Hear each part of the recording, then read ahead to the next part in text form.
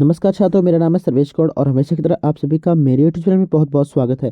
छात्रों, आज का जो पहला प्रश्न है वो है गुटनिरपेक्ष राष्ट्रों का प्रथम सम्मेलन कहाँ हुआ था। आपके ऑप्शन है बेलग्रेड, बैंडुंग, पैलिंग और नई दिल्ली।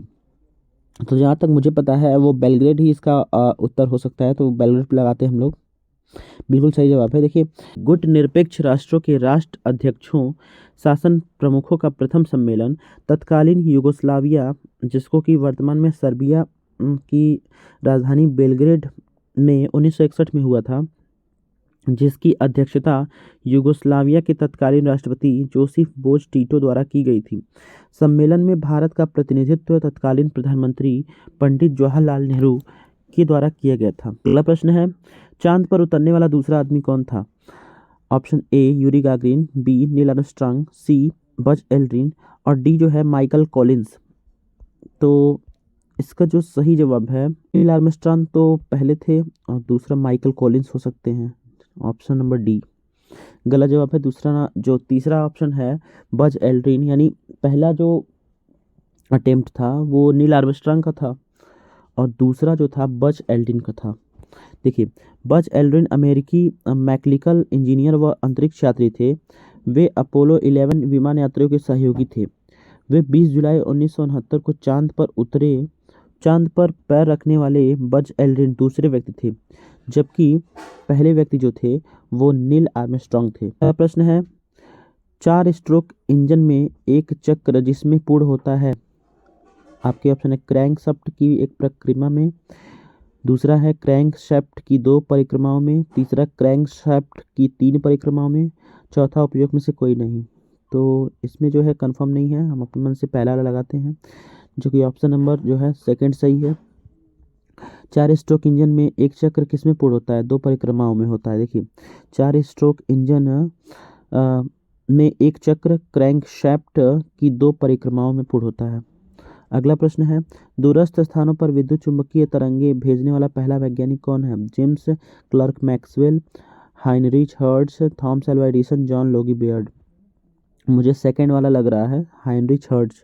देखते हैं क्या आंसर होता है। बिल्कुल सही जवाब है। हाइनरिच हर्ट्ज दूरस्थ स्थानों पर विद्युत चुंबकीय तरंगे भेजने वाला पहला वैज्ञानिक है। अगला प्रश्न है, मध्यरात्रि सूर्य का अर्थ क्या है। आपके ऑप्शन है शांत प्रकाश, उदीयमान सूर्य, बहुत चमकदार चंद्रमा, सूर्य का ध्रुवीय वृत्त में देर तक चमकना। मध्यरात्रि सूर्य जो है इसका जो चौथा हम लगा देते हैं, देखते हैं क्या सही होता है। यही सही है, सूर्य का ध्रुवीय वृत्त में देर तक चमकना, यही जो है वो मध्यरात्रि सूर्य का अर्थ है। अगला प्रश्न है, कोहरे में फोटोग्राफ लेते समय साधारण दृश्य प्रकाश की अपेक्षा अवरक्त किरणों को क्यों पसंद किया जाता है। क्योंकि कम अवशोषित होता है, अधिक अवशोषित होता है, अधिक फैलता है, कम फैलता है। सेकंड वाला लगाते हैं, गलत जवाब है। इसका जो लास्ट वाला ऑप्शन है वो सही है, कम फैलती है। कोहरे में फोटोग्राफ लेते समय साधारण दृश्य प्रकाश की अपेक्षा अवरक्त किरणें जो होती हैं वो कम फैलती हैं। स्कर्वी रोग किस विटामिन की कमी से होता है। विटामिन सी, विटामिन के, विटामिन ई, विटामिन डी। इसका जो सही जवाब है वो विटामिन सी है। ऑप्शन नंबर ए सही है। देखिए, स्कर्वी रोग जो है विटामिन सी की कमी से होता है। इसका रासायनिक नाम हम सूत्र एस्कॉर्बिक एसिड होता है और इसका जो सूत्र होता है C6H8O6 होता है। विटामिन सी के मुख्य स्रोत जो है रसेदार फल जैसे नींबू, संतरा, मौसमी, आंवला, टमाटर होते हैं, ठीक है ना। और विटामिन के जो होता है उसका रासायनिक नाम फिलोक्विनोन होता है। यह जो है हरी पत्तेदार सब्जियां, टमाटर, पनीर आदि में पाया जाता है। इसकी कमी से जो है रक्त का थक्का यानी ब्लड कटिंग नहीं जमता है। फिर उसके बाद विटामिन ई, इसका जो रासायनिक नाम होता है टोकोफेरोल होता है। यह हरी पत्तेदार सब्जियां, अंकुरित अनाज और दूध में पाया जाता है। इसकी कमी से पुरुष और महिलाओं में जनन शक्ति में कमी आ जाती है। विटामिन डी, इसका रासायनिक नाम कॉल्सीफेरॉल होता है। यह अंडा, मक्खन, मछली का तेल, सूरज के धूप में पाया जाता है। इसकी कमी से बच्चों में रिकेट्स और वयस्कों में ऑस्ट्रोमैलेसिया नामक रोग होता है। अगला प्रश्न है, टर्नर सिंड्रोम होता है XO, XX, XXY और XYY। इसका जो ऑप्शन हो सकता है, चलिए हम लोग अपने मन से लगाते हैं XX। तो इसका जो गलत है, पहला वाला जो ऑप्शन है वो XO सही है। देखिए, टर्नर सिंड्रोम जो है यानी क्रोमोसोम जो होता है उसकी संख्या 45 होने के कारण यह फीमेल होती है।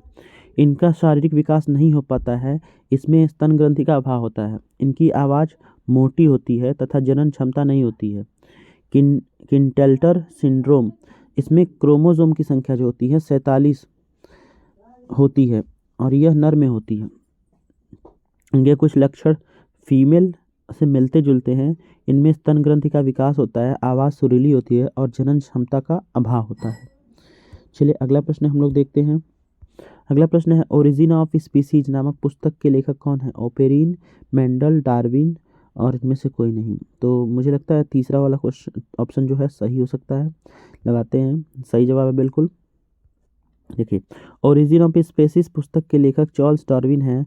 1859 में उन्होंने इस पुस्तक का प्रकाशन किया था। अगला प्रश्न है, निम्नलिखित में से कौन जंतु द्विलिंगी होता है? मधुमक्खी, एस्केरिस, जोंक और मक्खी। द्विलिंगी यानी हर्माफोरोडाइट। इसमें जो तीसरा ऑप्शन हो सकता है जोंक, ये सही हो सकता है। लगाते हैं हम लोग, बिल्कुल सही जवाब है। जोंक जो होता है वो द्विलिंगी होता है, यानी हर्माफाइरोडाइट होता है। वैसे जंतु जिसमें मेल एवं फीमेल एक ही पर रहते हैं उसे द्विलिंगी कहते हैं, जैसे केचुआ, जोंक आदि। ठीक है, तो यहाँ पर हम लोग के 10 जो हैं क्वेश्चन समाप्त हुए और इनमें से जो है 6 प्रश्न हम लोग सही दिए थे और 4 प्रश्न गलत दिए हैं। चलिए छात्रों, मिलते हैं अगले वाले वीडियो में, तब तक के लिए नमस्कार।